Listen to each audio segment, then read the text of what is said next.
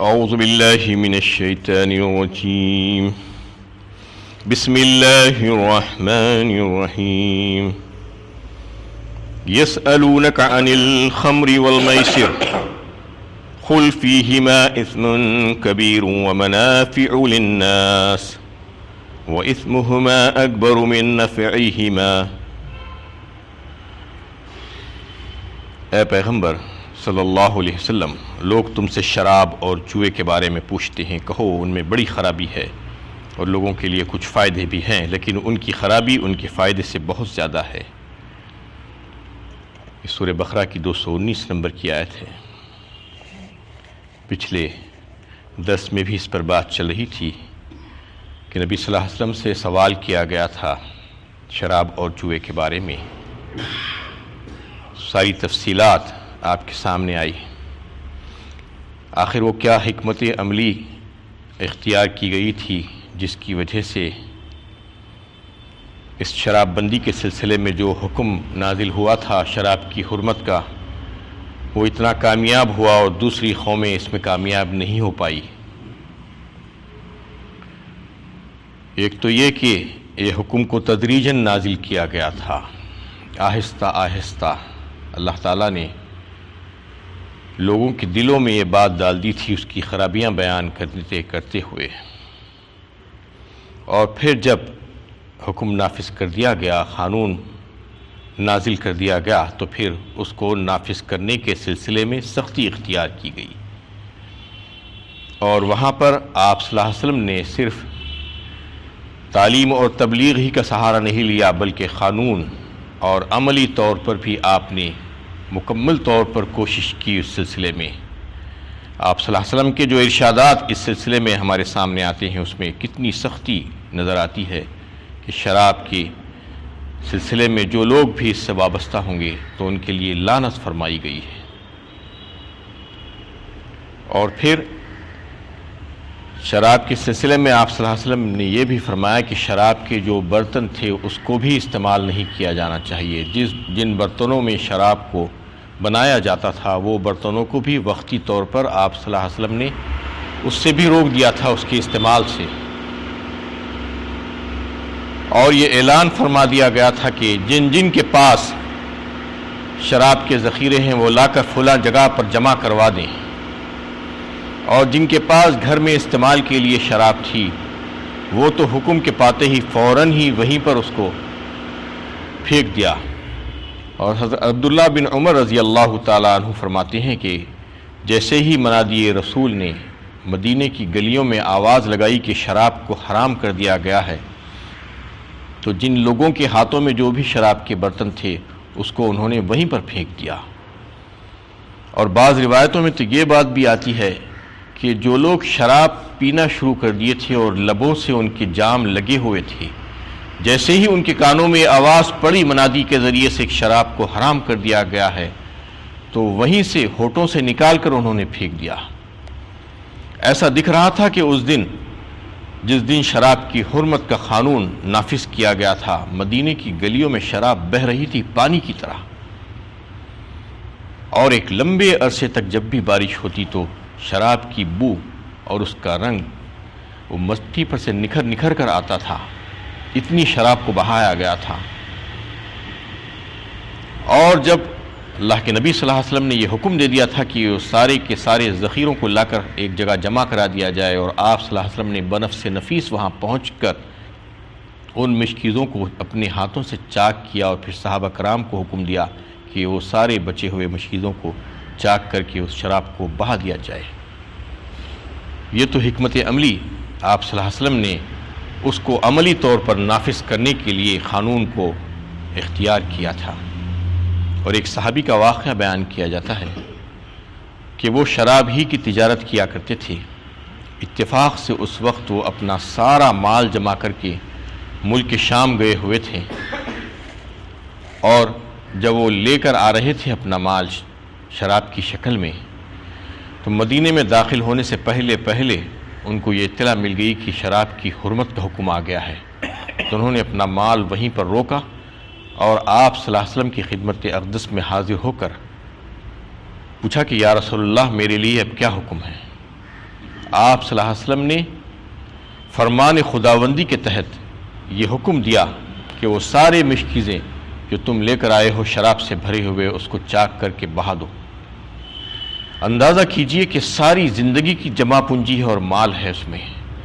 اور کیسا محب خدا محب رسول ہے کہ ایک اشارے پر ایک حکم ہو رہا ہے اور پورے کا پورا ذرا بھی تکودو نہیں ہے، ذرا بھی شک و شبہ نہیں ہے، کوئی سوال و جواب نہیں، پورے کا پورا انہوں نے بہا دیا۔ آخر یہ معجزہ کیسا پیش آ گیا کہ یہ اتنی بڑی تبدیلی یا اسلام کا معجزہ تھا یا پیغمبرانہ تربیت کا اثر تھا لوگوں کے اوپر کہ عظیم الشان انقلاب، لوگوں کے ذہنوں میں ایسی تبدیلیاں آ گئی کہ کل تک کا جو چند گھنٹوں صبر نہیں کر سکتے تھے شراب کے بغیر، اتنی ان کی عادت بنی ہوئی تھی، اور آج یہ ہو گیا کہ اتنے متنفر ہو گئے ہیں، نفرت کر رہے ہیں شراب اور جوئے سے۔ جب حکم آ گیا ہے کہ نہیں کرنا ہے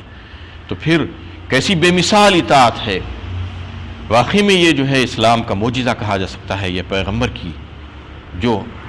جماعت جو تیار ہوئی تھی تربیت میں، اس کی وجہ سے وہ لوگ اس کام کو کرنے کے قابل بن گئے تھے۔ آخر وہ کیا حکمت عملی اختیار کی گئی تھی جو اتنی کارگر ہوئی؟ دیگر قوموں نے بھی اس سلسلے میں کوششیں کی، جیسا کہ ایک مثال ملتی ہے امریکہ کی کہ ایک عرصہ پہلے امریکہ کے بھی لوگوں نے، وہاں کے جو ماہرین صحت تھے اور وہاں کے جو اصلاح کرنے والے جو لوگ تھے، مصلحین تھے سماجی طور پر، انہوں نے اس بات کو سمجھا تھا کہ شراب ہلاکت ہے، تباہی ہے، بربادی ہے اس میں، اور اس میں ساری کی ساریاں خرابیاں ہی ہیں۔ تو اس سلسلے میں انہوں نے کوششیں کی اور امریکہ کی جو قانون تھا اس میں ترمیم کر کے اس کو شراب پر امتناع عائد کرنے کا قانون بنایا گیا اور اس کو نافذ کیا گیا۔ اور اس سے پہلے انہوں نے اپنے سارے ذرائع ابلاغ کو استعمال کیا، جتنا میڈیا استعمال کر سکتے تھے، وہ ایک تعلیم یافتہ قوم تھی، اس کو استعمال کیا، لوگوں کی ذہن سازی کی کوشش کی گئی، شراب کی خرابیاں بیان کی گئی، اس کا مہلک ہونا بتایا گیا، قانون بنایا گیا، ڈرایا گیا، سب کچھ کیا گیا، لیکن اس کے باوجود دیکھا یہ گیا کہ شراب پہلے جتنی استعمال ہوتی تھی اس سے بہت زیادہ استعمال ہونے لگی قانون بنانے کے بعد بھی۔ آخرکار وہ ناکام ہو کر پھر سے جو ہے پلٹ آئے۔ اسی طریقے سے آپ کو اندازہ ہوگا کہ ہمارے پاس بھی ہندوستان میں کئی ایک ریاستوں میں یہ اس کو نافذ کرنے کی کوشش، خود ہماری ریاست آندھرا پردیش میں چند سال پہلے اس کو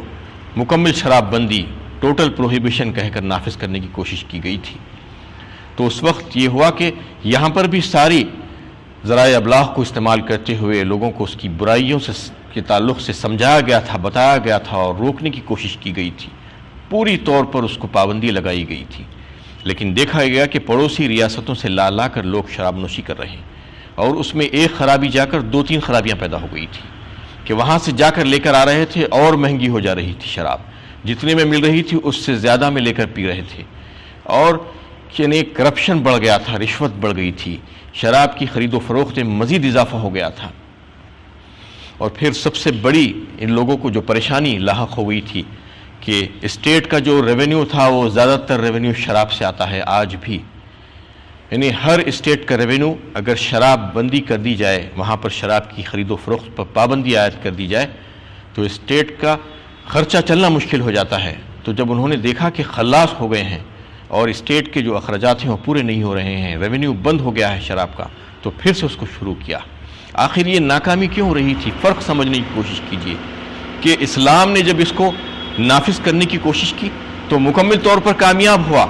اور دیگر قوموں نے اور ملکی قوانین نے اس کو رائج اور نافذ کرنے کی کوشش تو مکمل طور پر ناکام ہو گئے۔ تو یہ جو اسلامی جو تہذیب تھی اور اسلامی شریعت تھی، شریعت اسلامیہ، اس نے صرف قانون بنا کر اور لوگوں کی اصلاح کرنے کی خاطر کبھی بھی قانون کو بنا کر ڈنڈے کے زور پر، طاقت کے زور پر پیش نہیں کیا، بلکہ لوگوں میں عبادت، زہادت اور فکر آخرت اور ذہنی تربیت ان کی گئی، اور اس کے ذریعے سے ان کے مزاجوں میں تبدیلی لانے کے لیے انقلاب پیدا کیا گیا۔ اور جب وہ جماعت، جانثاروں کی جماعت تیار ہو گئی جو رسول اللہ صلی اللہ علیہ وسلم کی ایک اشارے پر مرنے مٹنے کے لیے تیار، اپنی جان و مال، اپنی آبرو، سب کچھ قربان کرنے کے لیے تیار ہو گئے تو پھر قانون کو نافذ کیا گیا۔ سارے قوانین، سارے احکامات اگر آپ دیکھیں تو بالکل اسی طریقے سے لاگو کیے گئے۔ مکی دور میں اگر آپ دیکھیں تو سوائے چند احکامات کے سارے احکامات مدنی دور میں ہی ملیں گے آپ کو، کیونکہ مکی دور میں افراد سازی کا کام ہوتا رہا، لوگوں کی جو کو مضبوط کیا گیا، ان کے ایمان کو، ان کی بنیادیں مضبوط کی گئی۔ اس کے بعد جب ان کی بنیادیں مضبوط ہو گئی تو پھر قوانین جاری ہونے شروع ہو گئے۔ سارے مدنی دور میں آپ کو احکامات اور قوانین ملیں گے کہ ایک کے بعد دیگرے، ایک کے بعد دیگرے اللہ تعالیٰ نے قوانین نازل فرمائے۔ اس وجہ سے جو نمایاں جو فرق تھا اسلام میں اور دیگر قوموں میں اس شراب بندی کے سلسلے میں، اس کو جو امتناع عائد کیا گیا تھا وہ یہی تھا کہ فکر آخرت ان کے دلوں میں بسا دی گئی تھی اور اللہ کے روبرو حاضری اور جواب دہی کا احساس ان میں پیدا کیا گیا تھا۔ دیگر قوموں میں بھی ذہن سازی کی کوشش کی تھی اور اپنے سارے تدابیر انہوں نے اختیار کیے تھے اور انہوں نے اپنے سارے حربے استعمال کیے تھے، جتنے ان کے پاس اسباب تھے، وسائل تھے، اس کو انہوں نے اس میں لگایا تھا، لیکن اس کے باوجود وہ ناکام ہوئے۔ تو فرق ان میں اور اسلام میں یہی تھا کہ ان کے پاس فکر آخرت کبھی تھی ہی نہیں، اور فکر آخرت وہ اسلام ہی پیدا کیا تھا، اور نبی صلی اللہ علیہ وسلم کی راست نگرانی میں تیار ہوئی جماعت اور اللہ تعالیٰ کی طرف سے جو احکامات تدریجاً نازل کیے گئے تھے، یہ تمام چیزیں مل کر اس کو کامیاب بنانے میں جو ہے کارگر ثابت ہوئے۔ یہی حکمت عملی تھی کہ شراب بندی کے سلسلے میں جو حکم نازل کیا گیا تھا اس سلسلے میں انہیں اکثریت اس بات کو مانی مسلمانوں کی، اور آج بھی اس پر قائم ہے، اور دیگر قوموں کی اکثریت اس میں ڈوبی ہوئی ہے آج اگر دیکھا جائے تو۔ اس کی اصل وجہ یہی تھی، حکمت یہی تھی کہ آخرت کی فکر دلا کر ذہن سازی کی گئی تھی اور فکروں کو بدل دیا گیا تھا اور مزاجوں میں تبدیلی لائی گئی تھی۔ اور اس میں دوسرا جو حکم تھا جوے کے متعلق، کہ اس میں میسر کا لفظ آیا ہے۔ میسر مختلف قسم کے جوئے عرب میں اس وقت رائج تھے۔ میسر کہتے ہیں تقسیم کرنے والے کو، بانٹنے والے کو۔ تو ایک جوا اس وقت جو کھیلا جاتا تھا کہ اونٹ کو ذبح کیا جاتا اور اونٹ کو ذبح کر کے اس کو تقسیم کرنے کے سلسلے میں جوا کھیلا جاتا تھا۔ وہ اس طریقے سے کھیلتے تھے کہ اس پر نمبرات لگاتے تھے، کسی کے لیے 1، کسی کے لیے 2، کسی کے لیے اور زیادہ، کسی کے لیے کچھ بھی نہیں، یہ نمبرات لگا کر جوا کھیلتے تھے۔ اور جس کے حق میں یہ آتا تھا کہ کچھ بھی نہیں، تو وہ محروم ہونے والے انسان کو پورے کی پوری قیمت اس اونٹ کی ادا کرنی پڑتی تھی، اور وہ جو گوشت ہوتا تھا وہ غربا میں تقسیم کر دیا جاتا تھا، یہ لوگ خود استعمال نہیں کرتے تھے۔ تو اس میں وہ لوگ بڑا فخر محسوس کرتے تھے یہ جوا کھیلنے میں، اس قسم کا یہ سمجھتے تھے کہ یہ بڑی غربا کے حق میں ہم بہت اچھا کام کر رہے ہیں اور ان کو اپنے مال میں سے ہم دے رہے ہیں۔ جو لوگ اس میں شریک نہیں ہوتے تھے اس جوئے میں، ان کو کنجوس کہا جاتا تھا اور ان کو منحوس کہا جاتا تھا۔ اس سلسلے میں صحابہ کرام رضی اللہ تعالیٰ علیہ مجمعین اور تابعین نے اس بات پر جو ہے اتفاق کیا ہے کہ میسر میں وہ سارے قسم کی اور ساری شکلیں جوؤں کی جتنی بھی ہو سکتی ہے وہ سب کی سب شامل ہیں، صرف اونٹ کو ذبح کرنے کے تقسیم کرنا نہیں بلکہ جتنی شکلیں ہو سکتی ہیں، جیسے کہ کارڈز کے ذریعے، تاش کے پتوں کے ذریعے سے بہت سے گیمز کھیلے جاتے ہیں جوئے کے لیے جس میں پیسہ لگا کر کھیلا جاتا ہے، شطرنج ہے، چوسر ہے، اور دیگر معمے حل کرنا اور سوالات پوچھ کر اس کے جوابات دینے کے بعد پھر لکی ڈرا، اس پر جو ہے پیسے دیے جاتے ہیں۔ اس طریقے سے لاٹری، ایسی بہت سی چیزیں ہیں جو جوئے کی شکلیں ہیں، وہ تمام کی تمام حرام قرار دی گئی ہے۔ یہ بتایا گیا ہے اس میں، جس میں پیسہ لگا دیا جاتا ہے اور کچھ لوگوں کو فائدہ ہو جاتا ہے اور بہت سے لوگ اس میں نقصان میں پڑ جاتے ہیں۔ لیکن بعض شکلیں اس میں ایسی بھی ہوتی ہیں کہ انعامی طور پر کچھ انعام مقرر کیا جاتا ہے کہ کوئی اگر یہ کام کرے گا تو اس کو انعام ملے گا، وہ جو ہے کسی کا پیسہ لے کر نہیں دیا جاتا۔ اور ایسا ہی بزنس پروموشن کے سلسلے میں کمپنیز اپنے طور پر کچھ انعام مقرر کرتے ہیں، اس کے بعد ڈرا رکھتے ہیں. وہ کسی سے پیسہ نہیں لیا جاتا بلکہ بزنس پروموشن کا ایک فنڈ ہوتا ہے. وہ فنڈ میں سے لکی ڈرا کے طور پر پیسہ رکھ کر لکی ڈرا نکال کر جو بھی اس میں سے خریدے ہیں ان کو جس کا نام اٹھتا ہے ان کو دیا جاتا ہے. اس میں بھی کوئی قباحت نہیں ہے کیونکہ وہ پیسہ کسی اور کا نہیں ہوتا بلکہ وہ پروڈکٹ بنانے والی جو کمپنی ہوتی ہے وہی اس کو بزنس پروموشن کے سلسلے میں وہ رکھ کر لوگوں کو دیتی ہے، لوگوں کو اٹریکٹ کرنے کے سلسلے میں. ورنہ اس کے علاوہ جتنی بھی جوئے کی قسمیں ہوں گی وہ سب کی سب حرام قرار دی گئی ہے. یہاں پر اس سلسلے میں یہ بات ذہن نشین ہونی چاہیے کہ شراب اور جوئے کی جو حرمت بیان کی گئی ہے وہ صرف مادی طور پر جو نقصان پہنچانے والی چیز ہے انسان کو یا روحانی طور پر نقصان پہنچانے والی وہی نہیں، بلکہ انسان کے اخلاق پر جو اثر انداز ہوتی ہے جو چیزیں اس سے بھی روکنے کی کوشش کی ہے اس میں. یعنی یہ سمجھنے کے لیے کہ لوگ ایک جائز مقصد کے لیے ناجائز طریقوں کو اختیار نہیں کرنا چاہیے، یہ بتایا گیا ہے اس میں. جیسا کہ مثال کے طور پر آج آپ دیکھتے ہیں کہ بہت سے تعلیمی امداد کے سلسلے میں یا اور کسی کی امداد کے سلسلے میں میوزک کے یا اور گانے بجانے کے پروگرامز ترتیب دیے جاتے ہیں. فلم سٹاروں کو وہاں پر بلایا جاتا ہے اور اس کے ذریعے سے فنڈز اکٹھا کیے جاتے ہیں، لاکھوں کروڑوں روپے جمع کیے جاتے ہیں. اس کے ذریعے سے سوشل سروس، کمیونٹی سروس کا کام کیا جاتا ہے. اس میں یہ بات بتائی گئی ہے کہ ایسے کام کرنے کے اندر گناہ کی پرورش اور اخلاق کا بگاڑ ہے. یعنی جو کام اچھا ہو لیکن اس کو اچھے طریقے سے نہیں کیا جائے گا تو پھر وہ اچھا نہیں ہوگا اللہ کے نزدیک. کام بھی اچھا ہونا چاہیے اور اس کا طریقہ اور اس کے مقاصد بھی اچھے ہونے چاہیے. برے ذرائع کو استعمال کر کے اچھے کام کو اختیار نہیں کیا جا سکتا. یہاں تک شراب اور جوئے کی حرمت کے سلسلے میں حکم آیا تھا. وآخر دعوانا الحمدللہ رب العالمین.